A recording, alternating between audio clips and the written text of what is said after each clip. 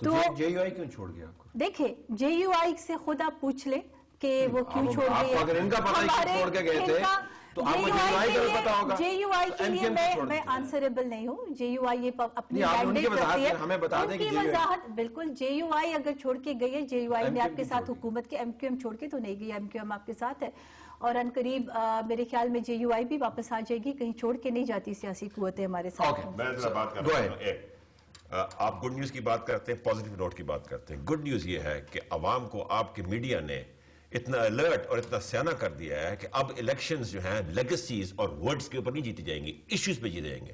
اب لوگ آپ کے ورڈز کے اوپر جو ہے نا وہ انتظار نہیں کریں گے, وہ ایکشنز اور ڈیڈز پہ انتظار کریں گے. اور اگلی الیکشن میں آپ کو بتا دوں, یہ اسی چیز پہ لوڈ شیڈنگ, مہنگائی, غربت, اس پہ لڑی جائے گی, جس کے اندر اگر آج لڑی جائے تو آپ حیران رہیں گی کہ عوام میں آپ لوگ کتنے ان پاپولر. کتنے بائی الیکشن ہوئے ہارون صاحب پچھلے؟ By election is a different ball game. By election is always a different ball game because by election اس مرتبہ جو بائی الیکشن ہوئے ہیں اس کے اندر الیکشن سے, ہارون صاحب اس مرتبہ جو بائی الیکشن ہوئے ہیں اس کے اندر الیکشن سے زیادہ ووٹ پڑا ہے معذرت کے ساتھ. کریکٹ. اور وہ کس کو چینج نہیں ہوا.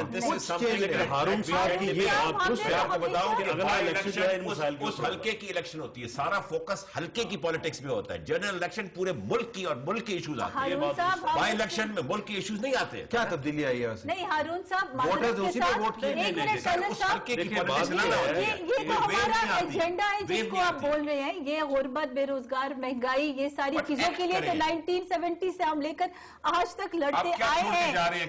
ہمیں پتا ہے کہ ہم کیا کر رہے ہیں اور کیا چھوڑ کر جا رہے ہیں, اور انشاءاللہ عوام ووٹ. دیکھیں ہر سیاسی قوت کوئی ڈکٹیٹر کا اگر سہارا نہ لے اور ہم اگر عوام کے پاس بائی الیکشن نہیں تو ہونے بھی چاہیے, ایشوز کے اوپر ہوگا, تو کسی ایشو پر ہونے چاہیے. اور جو الیکشن ہوا ہے 2008 میں وہ بھی آج اوپر سال میں وہ 1.5 اکانومی پہ الیکشن.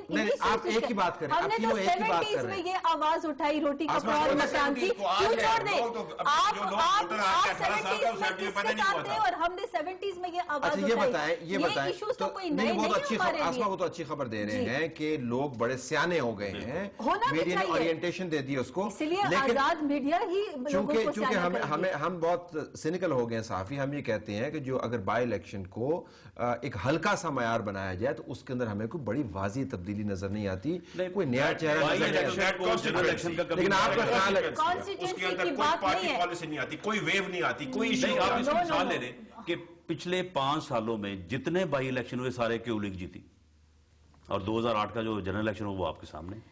اس لیے بائی الیکشن جو ہے وہ جنرل الیکشن کی جو ہے اس میں 50 جیت گئی ویسے. کس میں وہ تو جو آدمی جیتا وہ اپنی سیٹ جیتا ہے.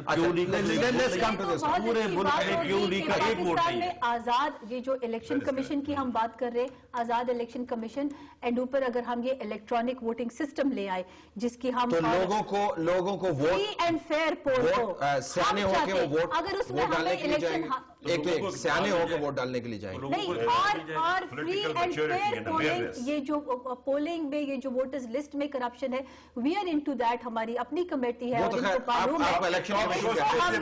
آپ کے ٹاک شوز کیوں اتنے پاپولر, لوگ ڈراما چھوڑ کے فلمیں چھوڑ کے ٹاک شوز دیکھ رہے ہیں, اسی رویے کی وجہ سے پاپولر ہے معذرت کے ساتھ. مطلب اس میں ہمارا تو کوئی کنٹریبیوشن ہے, ہم تو 4 منٹ ہی بولتے ہیں. لیکن ہم نے یہ بھی دیکھا تھا, سیاست کی آپ بات کر رہے ہیں, لوگ سیانے ہو گئے ہیں, نظام صحیح چل رہا ہے, مفاہمت بھی ہے, اگرچہ مفاہمت کے اوپر ڈیڈ لائن بھی ہے 40 دن کی, پتہ نہیں 40 دن کے بعد مفاہمت رہے گی یا نہیں رہے گی. پھر بات یہ ہے کہ پھر اب یہ تو نہیں ہو سکتا کہ اور 2 سال جو ہے اس کا انتظار کیے جائے. اب ایک طرف آپ خوشخبری دے گئے, دوسری طرف اس کے اوپر دیکھیں یہ باتیں جو ہے, یہ 3-4 باتیں جو ہیں, یہ تو 45 دن تو زیادہ ہے. یہ تو ان کی بات کو آگے دیکھیں نا, گورنمنٹ کو پیسہ چاہیے نا, یہ کہتے ہیں RGST لگانا ہے, پیٹرول پرائسز بڑھانی ہے. میں آپ کو یقین سے دلاتا ہوں کہ یہ نہیں لگا سکیں گے جب تک یہ ایگریکلچر انکم پہ نہ لگائیں, ریئل اسٹیٹ پہ نہ لگائیں, ویلتھ ٹیکس پہ نہ لگائیں, اور وہ سارے سیکٹرز ڈاکیومنٹ نہ کریں. تو ان کو یہ حرکت کرنی پڑے گی, ان کو they'll have to move and act. نہیں, حرکت کی بات نہیں ہے. گورنمنٹ جو ہے وہ ہر قسم کا ٹیکس جو ہے, اگر ایگریکلچر ٹیکس ہو اور اینی ادر ٹیکس ہو which is with the province or with the federal government, we are انشاءاللہ گوئنگ, وہ ہم لگائیں گے, کیونکہ جب تک کہ ٹیکس نیٹ میں یہ سب چیزیں نہیں آئیں گی تو there is no other way out. I am sure you know that.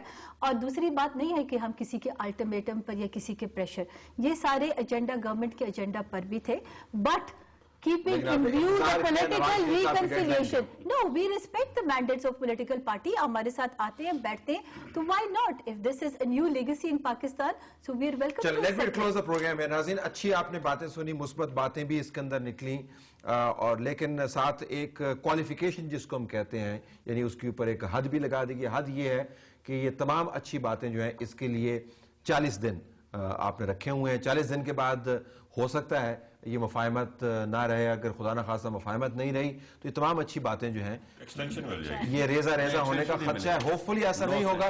नाज़रीन स्टे ट्यून, हमने अपनी तरफ से एक अच्छा प्रोग्राम करने की कोशिश की, अब आप बताइएगा कि हम इसमें कितने कामयाब हुए। अल्लाह हाफ़िज़।